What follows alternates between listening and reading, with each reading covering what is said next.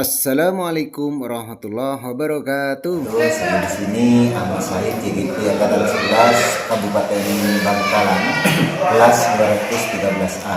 Saya akan mewawancarai Bapak Edi Sugiarto SPD. Selamat pagi Bapak Edi. Pagi Bapak Said. Ya. Saya akan mewawancarai Bapak Edi. Apakah Bapak Edi bersedia? Siap, insya Allah siap. Baiklah, pertanyaan pertama, selama ini bagaimana Anda dapat mengidentifikasi kasus-kasus yang merupakan dilema etika atau bukan moral? Dalam mengidentifikasi dilema etika dan bujukan moral itu perlu dilakukan dengan meninjau situasi tersebut berdasarkan prinsip-prinsip dan mempertimbangkan apakah data konflik dalam nilai dampaknya pada orang lain, serta apakah ada tekanan untuk bertindak di luar standar moral pribadi. Baik, selama ini bagaimana Anda menjalankan pengambilan keputusan di sekolah Anda? Dengan cara kita harus mempertimbangkan cara mengambil keputusan itu berdasarkan kepentingan umum, jangan mempertimbangkan kepentingan pribadi. Baik, langkah-langkah atau prosedur seperti apa yang biasa Anda lakukan selama ini? Tadi saya sudah jelaskan, pertama harus mengidentifikasi diagnosis masalah tersebut. Selama itu benar dan mementingkan kepentingan umum, tidak mementingkan pribadi, itulah yang kita ambil. Lebih banyak mana mudarat dan manfaatnya? Kita ambil yang banyak manfaatnya. Hal-hal apa saja yang selama ini Anda anggap efektif dalam pengambilan keputusan kasus-kasus dilema etika? Yang pertama, kita harus berkomunikasi dan mengidentifikasi hal-hal masalah itu. Jika itu menyangkut kepentingan umum, kita harus mengedepankan kepentingan umum. Kepentingan pribadi itu di belakang. Apakah Anda memiliki sebuah tata gala atau jadwal tertentu dalam sebuah penyelesaian kasus dilema etika? Apakah Anda langsung menyelesaikan di tempat atau memiliki sebuah jadwal untuk menyelesaikannya, bentuk atau prosedur seperti apa yang Anda jalankan? Ketika masalah itu terlalu sulit, itu perlu waktu dan ada jadwal untuk mengkomunikasikan. Jika seandainya tepat diselesaikan, langsung bertindak untuk menyelesaikan hal tersebut. Adakah seseorang atau faktor-faktor apa yang selama ini mempermudah atau membantu Anda dalam pengambilan keputusan dalam kasus-kasus dilema etika? Di antaranya kita harus intens bekerja sama terhadap masalah ini kepada pihak-pihak yang berkepentingan. Baik, dan pertanyaan terakhir, dari semua hal yang telah disampaikan, pembelajaran apa yang dapat Anda petik dari pengalaman Anda mengambil keputusan dilema etika? Hal-hal ini sangat rentan dan sensitif ketika kita salah mengambil keputusan. Oleh karena itu kita harus berdasarkan prinsip kepentingan umum. Terima kasih. Baik, terima kasih Bapak Edi atas waktunya. Assalamualaikum warahmatullahi wabarakatuh. Saya Ahmad Said, CGP Angkatan 11, kelas 213A dari Kabupaten Bangkalan, dengan Kepala Sekolah SDN Batokorogan 1 atas nama Bapak Farizal Jumianto, SPD, MPD. Selamat siang Bapak Farid. Selamat siang. Selama ini bagaimana Anda dapat mengidentifikasi kasus-kasus yang merupakan dilema etika atau bujukan moral? Ya, ketika saya menjalankan tugas sebagai kepala sekolah, saya harus mengenal lebih dalam kepada guru-guru kita, kepada bawahan kita, bahwa ketika ada masalah dilema etika ataupun bujukan moral, kita bisa mengambil sebuah keputusan yang baik, yang tidak merugikan orang lain. Awalnya kita menggali data secara mendalam, setelah itu kita mengadakan berbagai macam opsi sehingga menghasilkan keputusan yang baik dan tidak merugikan kepada guru-guru tersebut. Baik, untuk selama ini bagaimana Anda menjalankan pengambilan keputusan di sekolah Anda, terutama untuk kasus-kasus di mana ada dua kepentingan yang sama-sama benar atau sama-sama mengandung nilai kebajikan? Ketika ada permasalahan yang demikian, maka saya selaku kepala sekolah harus mendalami masalah itu dengan serius, kemudian mempelajarinya, kemudian setelah itu kita mempertimbangkan secara masak bagaimana keputusan itu nantinya diambil.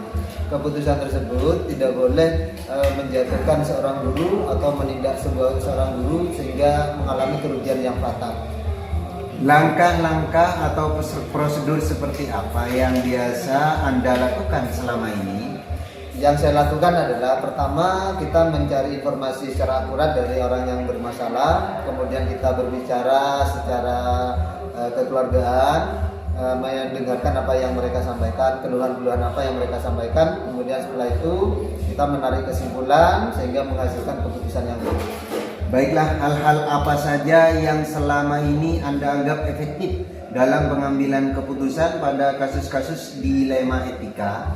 Pengambilan keputusan yang saya lakukan, saya kembalikan kepada tupoksi kita sebagai pegawai negeri, sebagai ASN dan sebagai abdi negara, bahwa tupoksi kita itu adalah yang utama. Ketika masalah yang ada kita ambil, itu adalah keputusan yang tidak terlalu jauh menyimpang dari aturan-aturan sebagai seorang abdi negara. Baiklah, hal-hal apa saja yang selama ini merupakan tantangan dalam pengambilan keputusan pada kasus-kasus dilema etika? Ada dua tantangan yang biasa menjadi hambatan bagi pengambilan keputusan. Yang pertama itu adalah secara eksternal dan internal. Eksternal itu biasanya ada datang dari luar yang berupa tekanan-tekanan yang bisa menyebabkan pengambilan keputusan kita berubah. Kemudian yang kedua itu adalah secara internal, artinya dari diri saya pribadi sebagai pimpinan dan juga dari guru yang memiliki masalah. Apakah Anda memiliki sebuah tata tala atau jadwal tertentu dalam sebuah penyelesaian kasus dilema etika? Apakah Anda langsung menyelesaikan di tempat atau memiliki sebuah jadwal untuk menyelesaikannya? Bentuk atau prosedur seperti apa yang Anda jalankan? Saya memiliki tata tala atau waktu untuk mengambil keputusan secara matang, karena saya berinisiatif bahwa keputusan itu kadang itu tidak bisa diselesaikan di tempat. Artinya kita harus memikirkan, kita perlu bantuan orang lain sehingga keputusan tersebut baik akhirnya. Adakah seseorang atau faktor-faktor apa yang selama ini mempermudah atau membantu Anda dalam pengambilan keputusan dalam kasus-kasus dilema etika? Ya, ada orang-orang tertentu yang memiliki kapasitas, memiliki kualitas yang bisa membantu kita. Misalnya mentor, coaching, atau coach sendiri yang bisa menghasilkan apa masukan kepada saya untuk mengambil keputusan tentang dilema etika. Ya, dari semua hal yang telah disampaikan, pembelajaran apa yang dapat Anda petik dari pengalaman Anda mengambil keputusan dilema etika? Yang saya petik dari pengambilan keputusan dilema etika adalah kita seorang pimpinan, kita harus merasakan bahwa bawahan kita itu kadang memiliki dua masalah yang sama-sama baik, sehingga kita dalam menentukan keputusan itu tidak secara acak, tidak secara semena-mena sehingga merugikan orang lain. Baiklah, terima kasih Bapak Farisal Jumianto, SPD MPD selaku Kepala Sekolah SDN Batokorogan 1 atas waktunya yang telah diberikan kepada saya. Analisis dan refleksi hasil wawancara dengan kepala sekolah. Kepala sekolah memandang sangat perlu berhati-hati dan penuh pertimbangan dalam hal pengambilan keputusan dalam kasus dilema etika. Hal menariknya adalah adanya fokus pada keterlibatan tim dan komunikasi terbuka dalam proses pengambilan keputusan. Namun, ada pertanyaan yang mengganjal tentang bagaimana mengevaluasi keputusan yang diambil secara sistematis, terutama dalam situasi yang kompleks dan memerlukan penilaian mendalam. Ketika dibandingkan dengan konsep 4 paradigma, 3 prinsip, dan 9 langkah pengujian, tampak bahwa walaupun mereka mempraktikkan keterlibatan dan keadilan, belum ada pembahasan mendalam tentang bagaimana mereka menerapkan semua langkah pengujian secara terstruktur. Ini menunjukkan adanya ruang untuk peningkatan dalam penggunaan kerangka teori yang lebih sistematis dalam pengambilan keputusan etika. Persamaan dan perbedaan. Dari hasil wawancara, ada persamaan di antara kepala sekolah dalam hal melibatkan tim dan komunikasi terbuka. Namun, ada perbedaan dalam cara mereka menangani tantangan dan penggunaan prosedur. Misalnya, satu kepala sekolah lebih menekankan pada fokus pada prosedur internal dan penyelesaian cepat apabila kasusnya sederhana. Sedangkan kepala sekolah lainnya fokus pada mediasi dan dukungan eksternal. Hal yang menonjol adalah bagaimana masing-masing kepala sekolah mengatasi tekanan dan tantangan dengan cara yang berbeda, namun dengan tujuan yang sama. Hal tersebut sebagaimana tercermin menjadi cerminan dari kematangan kepala sekolah dalam hal kepemimpinan. Rencana dan pengukuran efektivitas.